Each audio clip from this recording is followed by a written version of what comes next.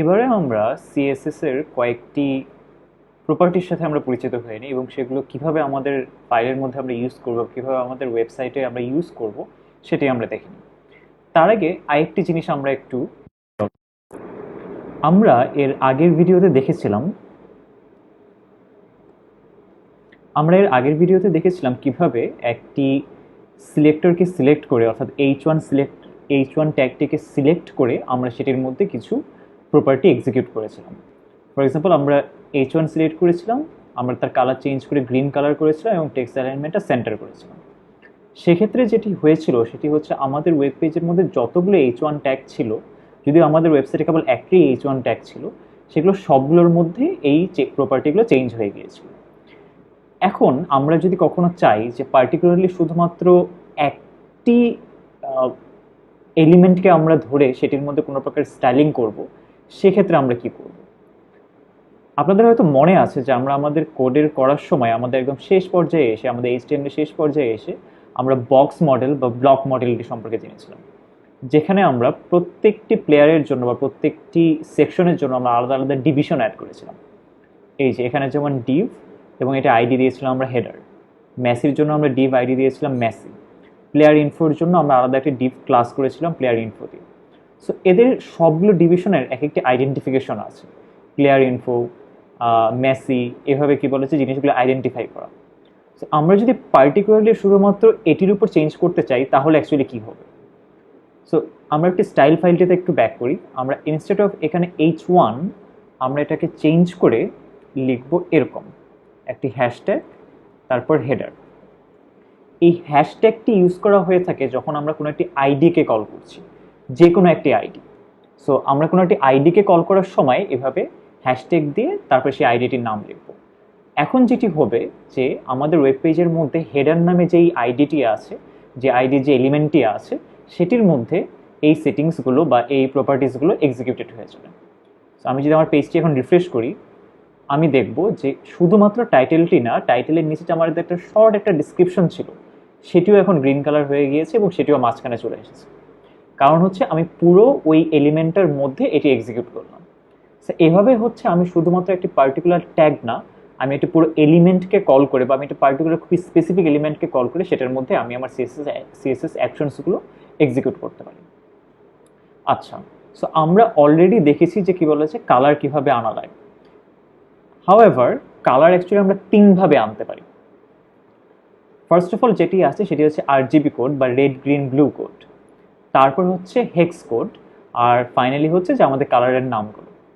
অবশ্যই কালারের নাম দিয়ে যদি আমরা এভাবে দিই, ফর এক্সাম্পল আমাদের কোডের মধ্যে আমরা গ্রিন কালার দিয়েছিলাম, এটা খুবই সহজ করা, কিন্তু সেক্ষেত্রে আমার খুবই লিমিটেড নাম্বার অফ কালার্স আছে। ফর এক্সাম্পল যেসব কালারগুলো আমি অ্যাকচুয়ালি নামকরণ করতে পারি, যেগুলো অ্যাকচুয়ালি ইংলিশে যেগুলো নাম আছে শুধুমাত্র সেগুলো আমি এখানে ইউজ করতে পারবো, which is not good enough for me. আমরা যখন অন্যান্য ওয়েবসাইটে দেখি আমরা বিভিন্ন কালার্স আমাদের ওয়েবসাইটের মধ্যে দেখতে পাই। সো সেইগুলো করার জন্য আমরা মূলত এই হেক্স কোড বা আমরা রেড গ্রিন ব্লু এই 8 জিবি কোড ইউজ করে আমরা মূলত কালারিং করে থাকি। তো সেটা ঠিক কীভাবে করা যায় আমরা একটু দেখে নিই। আমি এই ভিডিওর রেফারেন্সে একটি ওয়েবসাইটের লিঙ্ক দিয়েছি, কুলার্স বা কালার্স যেটাই বলা হয় না কেন। সো এখানে যদি আপনারা যান, সেখান থেকে আপনারা একটি কালার পিকার পাবেন। সো এই কালার পিকার থেকে আমরা অ্যাকচুয়ালি বিভিন্ন ধরনের কালার চুজ করতে পারি। আমি এখান থেকে আমার কার্সরটি মুভ করিয়ে আমি ড্র্যাগ করলে বিভিন্ন কালার আমি পেয়ে যাব। ফর এক্সাম্পল, আমি এই লিবার্টি কালারটি পেলাম।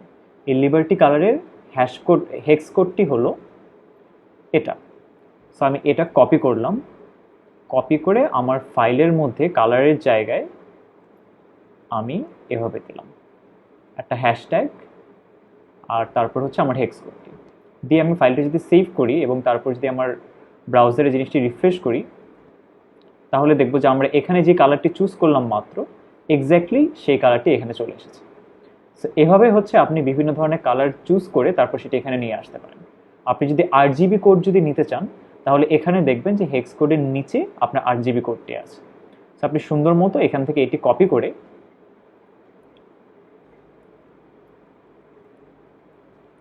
RGB একটি ফার্স্ট ব্র্যাকেট এবং সেকেন্ড ব্র্যাকেট এবং তার ভেতরে 8 জিবি কোডটি লিখে ফেলতে হবে। লিখে ফেলে যদি আপনি পেজটি আবার refresh then,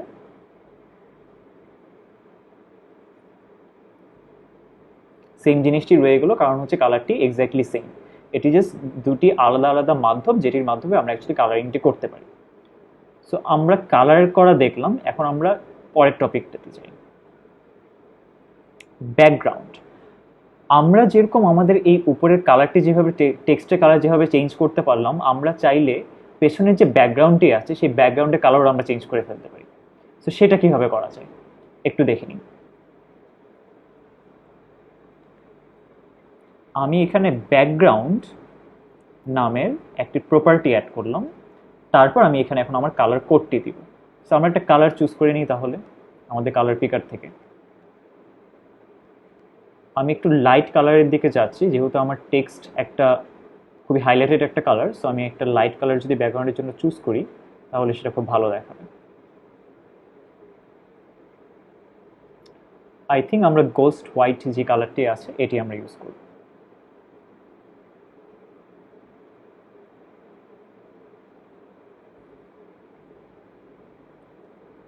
so background,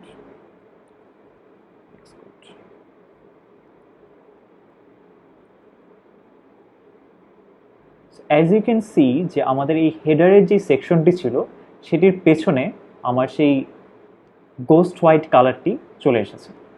so this is how আপনি আপনার কোনো একটি পার্টিকুলার এলিমেন্টকে চুজ করে সেটির মধ্যে এভাবে ব্যাকগ্রাউন্ড কালার নিয়ে আসতে পারেন। আপনারা নিজেরা একটু ট্রাই করে দেখুন আপনাদের পছন্দ মতো কালারগুলো এভাবে আসছে কিনা, তারপর দেখা যাক আমরা কোথায় যেতে পারি। ফাইনালি এই ভিডিওতে যেটি দেখবো সেটা হচ্ছে ব্যাকগ্রাউন্ডে কীভাবে একটি ছবি নিয়ে আসা যায়। ব্যাকগ্রাউন্ডে শুধুমাত্র কালার না, আমরা চাইলে ব্যাকগ্রাউন্ডের মধ্যে আমাদের একটা পছন্দের কোনো একটা ছবিও নিয়ে আসতে পারি। তো সেটা ঠিক কীভাবে করা যায়। সো আমরা এখন আমাদের জিনিসটি টেস্ট করার জন্য যেটি করব, আমরা আমাদের এই পুরো যে ব্যাকগ্রাউন্ডটি আছে, অর্থাৎ এই পুরো যে জিনিসটি, পুরোটির মধ্যে আমরা একটা ছবি নিয়ে আসবো। সো আমরা যদি আমাদের একটা কোডে যদি ব্যাক করি, একটু খেয়াল করলে দেখবেন যে আমাদের যতগুলো কোড আমরা সোফার লিখেছি সবগুলো কোড একটি ট্যাগের ভেতরে আছে এবং সেই ট্যাগটি হচ্ছে বডি ট্যাগ।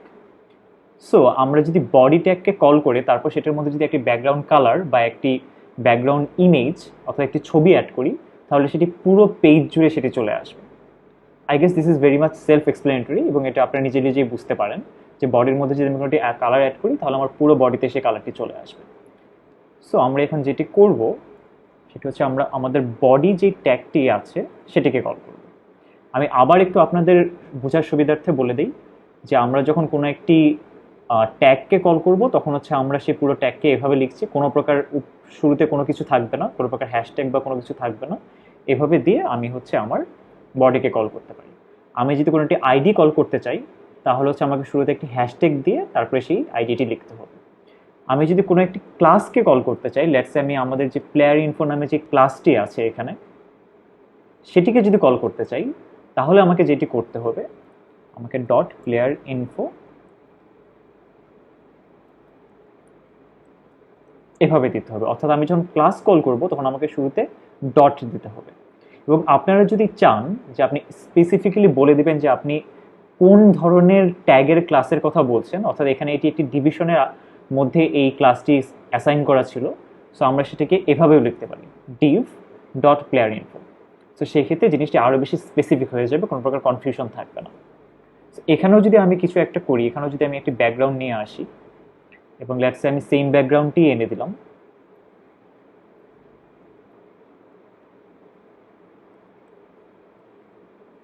তারপর যদি আমার পেজটি রিফ্রেশ করি তাহলে আমরা দেখব যে যত জায়গায় প্লেয়ার ইনফো আছে, অর্থাৎ দুটি জায়গায় আমাদের প্লেয়ার ইনফো ছিল, দুটি জায়গার মধ্যে আমার ব্যাকগ্রাউন্ড একটি চলে আসে। দিস ইজ হাউ আপনি ক্লাস আইডি এবং একটি ট্যাগকে কল করতে পারেন। এনি হাউ আমরা আমাদের বডিতে চলে যাই। সো আমরা এখন এখানে একটি ব্যাকগ্রাউন্ড ইমেজ অ্যাড করব। ব্যাকগ্রাউন্ড ইমেজ অ্যাড করার জন্য আমাদের প্রপার্টিটি হলো background image, background hyphen image.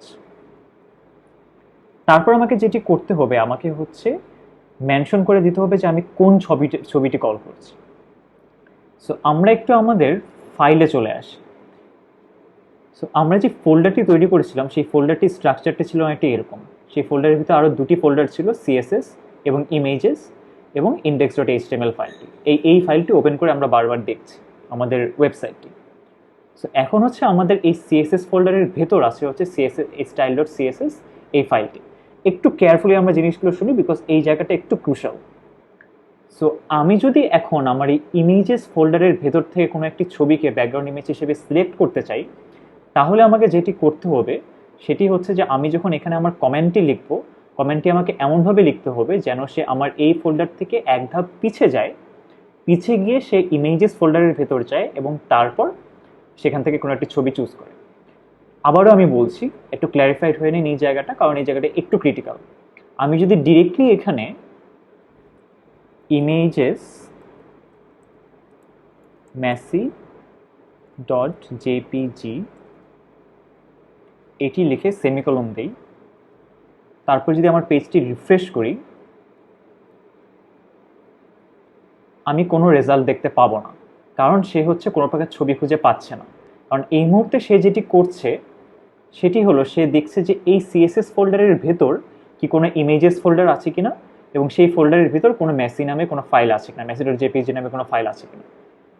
কিন্তু সেটি সঠিক নয়। আমাদেরকে যেটি করতে হবে, আমাদেরকে কমেন্টটি এমনভাবে বলতে হবে স্টাইল ডট সিএসএস ফাইলকে, যে তুমি এই জায়গায় ব্যাকগ্রাউন্ড ছবিটি অ্যাসাইন করার জন্য তুমি এক ধাপ পেছনে যাও, পেছনে গিয়ে ইমেজেস ফোল্ডারের ভেতরে ঢোকো, তারপর এই মেসি ফাইলটিকে চুজ করো। সো সেটি করার জন্য আমরা যেটি করি সেটি হলো যে আমরা শুরুতে ডাবল ডট এবং স্ল্যাশ এই কমেন্টটি অ্যাড করি।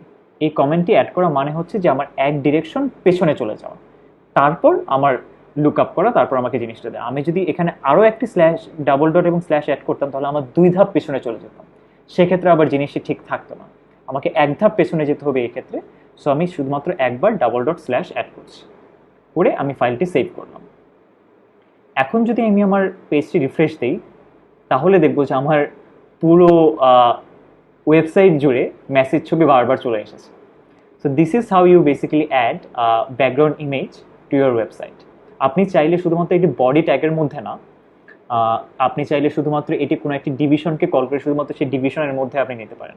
ফর এক্সাম্পল, আপনি যদি চান যে শুধুমাত্র এই হেডারের পেছনে আপনার এই জিনিসটি চলে আসুক, তাহলে আপনাকে যেটি করতে হবে যে জিনিসটি এখানে না লিখে আমরা হেডারে ব্যাকগ্রাউন্ড না দিয়ে আমরা ব্যাকগ্রাউন্ড ইমেজ দিয়ে দিই। তারপর যদি আমি রিফ্রেশ করি, আমরা দেখতে পাবো যে শুধুমাত্র এই হেডারের পেছনে আমার ব্যাকগ্রাউন্ড ইমেজটি চলে এসেছে। This is how this actually works. But আমরা আমাদের সুবিধার্থে বডির মধ্যেই আমরা ব্যাকগ্রাউন্ড ইমেজটি রাখি। এখন আমরা আরেক কয়েকটি কনসেপ্টের সাথে একটু পরিচয় হয়ে নিই ব্যাকগ্রাউন্ড ইমেজের। সো ব্যাকগ্রাউন্ড ইমেজে আপনারা একটা যেটা জিনিস এখন খেয়াল করতে পারেন, সেটি হচ্ছে যে ছবিটি যেহেতু আমাদের একটু ছোট, ছবিটি যেহেতু আমাদের পুরো স্ক্রিন জুড়ে যেতে পারছে না, সে কারণে সে যেটি করছে সে বারবার রিপিট করছে। সো সে এখানে একবার রিপিট করছে, যেখান থেকে শুরু হলো সে রিপিট করতে করতে করতে করতে একদম শেষ পর্যন্ত চলে এসেছে। সো আমরা যদি কখনো চাই যে এই রিপিটেশনটা না হোক, তাহলে আমরা কি করব? So there 3 ways you can handle this thing. First of all, সেটি হচ্ছে ব্যাকগ্রাউন্ড রিপিট নামের আমাকে একটি প্রপার্টি কল করতে হবে। আপনি যদি চান যে অ্যাবসলিউটলি কোনো প্রকার রিপিটেশন না হোক, তাহলে হচ্ছে আপনি নো রিপিট নামের এই ভ্যালুটি প্রোভাইড করবেন, নো হাইফেন রিপিট। এখন যদি আমি আমার ওয়েবসাইটে আবার ব্যাক করি, দেখবো যে আমার শুধুমাত্র একবার, অর্থাৎ এই মেসির মেইন ছবির পেছনে একবার শুধুমাত্র আমার এই ছবিটি এসেছে, তারপর আর কোনো প্রকার রিপিটেশন হয়নি। This is one way to go. There is another way. আমি যদি চাই যে শুধুমাত্র পাশাপাশি ছবিটি বারবার রিপিট হতে থাক, তাহলে আমি যেটি করব, আমি রিপিট এক্স টাইপ করব। সেক্ষেত্রে সে এক্স এক্সিস ধরে সে পাশাপাশি জিনিসটি বারবার রিপিট হতে থাকবে, অর্থাৎ সে এক্স এক্সিস ধরে বারবার জিনিসটি রিপিট হতে থাকছে পাশাপাশি।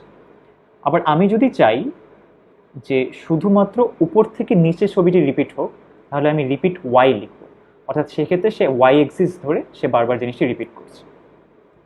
পেজটি রিফ্রেশ দিলে আমি দেখতে পাই এই যে বারবার সে ওয়াই এক্সিস ধরে, অর্থাৎ সে উপর থেকে নিচে সে বারবার রিপিট হচ্ছে। আর ফাইনালি এখন আমরা একটু দেখি যে background position. As we can see যে লাইক আমাদের ওয়েবসাইটের মধ্যে এটি একদম লেফট সাইড থেকে শুরু হচ্ছে, টপ লেফট সাইড থেকে জিনিসটি শুরু হচ্ছে। আমরা যদি চাই যে এটিকে লেফট সাইডে না রেখে আমরা রাইট সাইডে নিয়ে আসি, তাহলে কীভাবে কাজ করবে? ফর এক্সাম্পল, আমরা দেখতে পাচ্ছি যে এখানে এটা সব কিছুর উপর ওভারল্যাপ করছে। সেটা যদি আমরা না চাই, সেক্ষেত্রে আমরা জিনিসটাকে কীভাবে হ্যান্ডেল করব? সেক্ষেত্রে আমরা লিখি ব্যাকগ্রাউন্ড পজিশন। ব্যাকগ্রাউন্ড পজিশনের প্রথমে আমাকে দিতে হয় যে আমি এক্স এক্সিসে জিনিসটি কোথায় থাকবে এবং তারপর হচ্ছে ওয়াই এক্সিসে জিনিসটি কোথায় যাবে। আমি যদি শুরুতে দেই সেন্টার এবং সেন্টার দিয়ে যদি আমি রিফ্রেশ দিই, তাহলে আমি দেখব যে সেন্টার অনুযায়ী জিনিসটি বারবার রিপিট হতে থাকছে। আমি আমার ব্যাকগ্রাউন্ড রিপিটটি এক্স করে দিলাম, অর্থাৎ পাশাপাশি দিয়ে দিলাম। সেক্ষেত্রে সে যেটি করছে যে আমার পুরো পেজের যে মাঝখান বরাবর একদম মাঝখানে যখন জিনিসটি আসছে সেই অনুযায়ী সে বারবার রিপিট করছে। আবার আমি যদি এটাকে চেঞ্জ করে টপ করে দিই, তাহলে এটি শুধুমাত্র টপে বারবার এভাবে রিপিট করতে থাকবে। So this is basically how you can call or define একটা ব্যাকগ্রাউন্ড ইমেজ। তারপর সেই ব্যাকগ্রাউন্ড ইমেজকে আপনি কি রিপিট করবেন নাকি রিপিট করবেন না, রিপিট যদি করেন তাহলে কিভাবে রিপিট করবেন, আপনি কি উপর থেকে নিচে রিপিট করবেন নাকি সাইড বাই সাইড রিপিট করবেন, এগুলো আপনি ডিফাইন করে দিতে পারেন। এবং ফাইনালি আপনার ব্যাকগ্রাউন্ড ছবিটি ঠিক কোন জায়গায় থাকবে সেটিও আপনি ডিফাইন করে দিতে পারেন। হাওয়েভার আমরা দেখতে পাচ্ছি যে এভাবে অ্যাকচুয়ালি ব্যাকগ্রাউন্ড ছবিতে খুব বেশি একটা সুন্দর লাগছে না। So will just simply get rid of it. আমরা কোনো প্রকার ব্যাকগ্রাউন্ড ছবি আমাদের এই পার্টিকুলার কাজটির জন্য, অর্থাৎ আমরা পার্টিকুলারলি এখন যে ওয়েবসাইটটি তৈরি করছি সেটার জন্য আমরা কোনো কিছু ইউজ করছি না, করবো না। সো এই কারণে আমি এটি হচ্ছে রিমুভ করে দিলাম। আমি শুধুমাত্র এই হেডার যে আমার সেকশনটি আছে এই হেডার সেকশনের মধ্যে একটি ব্যাকগ্রাউন্ড রাখতে চাই। সো আমার প্লেয়ার ইনফোর মধ্যেও যে ব্যাকগ্রাউন্ডটি ছিল সেটাও আমি রিমুভ করে দিলাম।